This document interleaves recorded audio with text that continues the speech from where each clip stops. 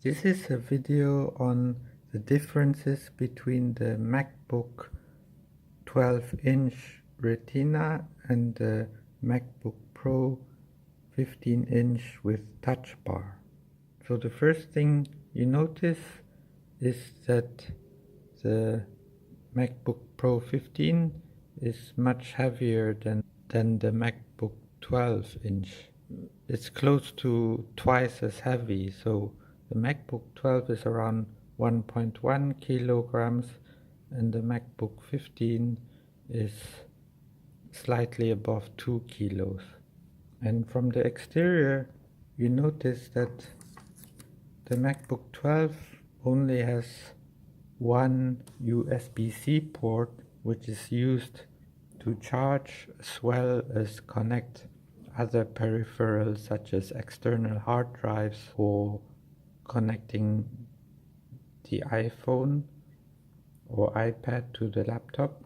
And it's also only USB-C instead of Thunderbolt, whereas the MacBook Pro 15 has two USB-C ports on each side, and they are all Thunderbolt enabled, so you can connect external monitors or external graphics cards. For instance, recently they have released an external graphics card which is very powerful and which can be used for demanding games or applications which need a lot of graphics power, such as 3D design, and you can use that with the MacBook Pro 15 but not with the MacBook 12. And also you notice on the back of the MacBook 15 there's additional air vents on the sides as well as on the top, whereas the MacBook 12 only has a slot on the top. Also, the MacBook 12 doesn't have cooling fans.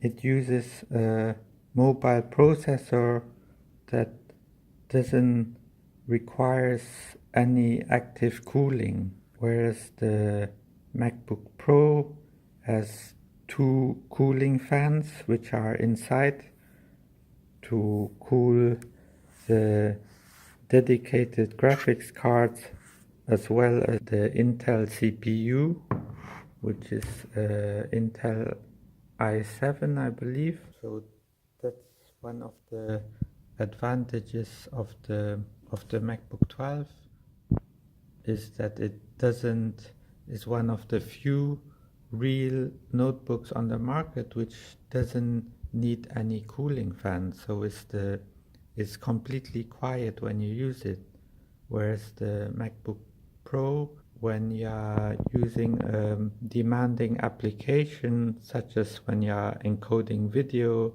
or playing video games, the cooling fan will be noticeable, spinning faster to quickly move the hot air out of the notebook. Furthermore, when you open the notebook, you notice it has a much larger trackpad than the MacBook 12, and it also has speakers on the sides instead like on the MacBook 12, which has the speakers on above the keyboard. You might think that the speakers on the MacBook 12 are not very loud, but you would be surprised that the MacBook 12 speakers, even though they are quite small, they are really very good, and they produce a strong enough bass without sounding tinny.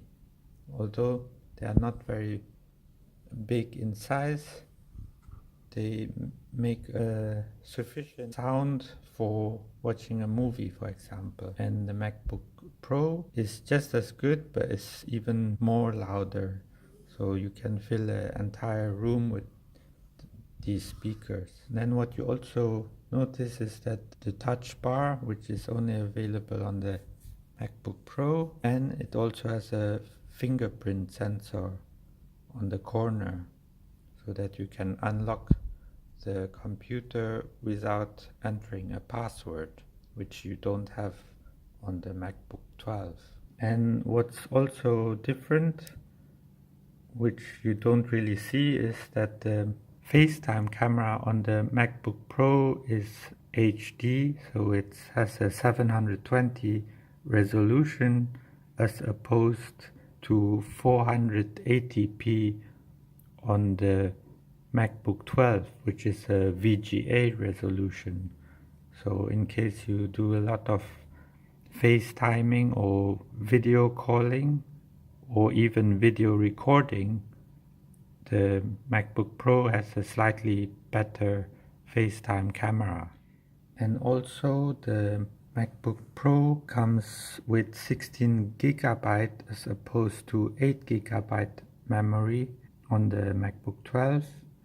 And also you have the option to get a maximum of 2 terabyte internal SD hard drive, whereas the MacBook 12, the maximum size of the SD hard drive is only 512 gigabytes. And one other big difference is the battery in the MacBook 12 has a terraced design, so it maximizes the available space in the notebook casing so that it can pack as much battery inside the notebook as possible. Whereas the MacBook Pro, the battery has the standard design and it doesn't use the terraced design of the MacBook 12. And as a result, the battery life of the MacBook 12 is also much better than the MacBook Pro. Whereas the MacBook 12 you can use for almost 10 hours without plugging it in. The MacBook Pro will not last that long. It probably only lasts 60 to 70% of the battery lifetime on the smaller MacBook 12-inch. I guess it's because it's the CPU which uses more power, the screen, the bigger 15-inch screen, and the dedicated graphics card.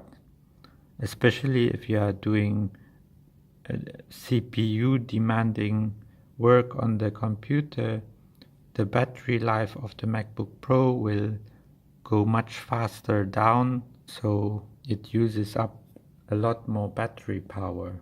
So talking about the speed of the MacBook, I haven't noticed much speed difference between the MacBook 12 and the MacBook Pro 15. So unless you are playing video games or using the MacBook Pro for intensive graphics work such as video editing or 3D design, you won't really notice any speed difference between the MacBook 12 and the MacBook 15. So unless you really need the extra power for graphics, you won't really get an advantage with the MacBook Pro as opposed to the MacBook 12. And if weight is an important factor, such as if you are traveling a lot and need a lightweight notebook, you are better served with a MacBook 12, also because the battery lasts considerably longer than on the MacBook Pro. And Apple has a really nice leather laptop sleeve for the MacBook 12, but not for the MacBook Pro. Alright, that was my comparison between the MacBook Pro and the MacBook 12-inch. Thanks for watching, and have a good day.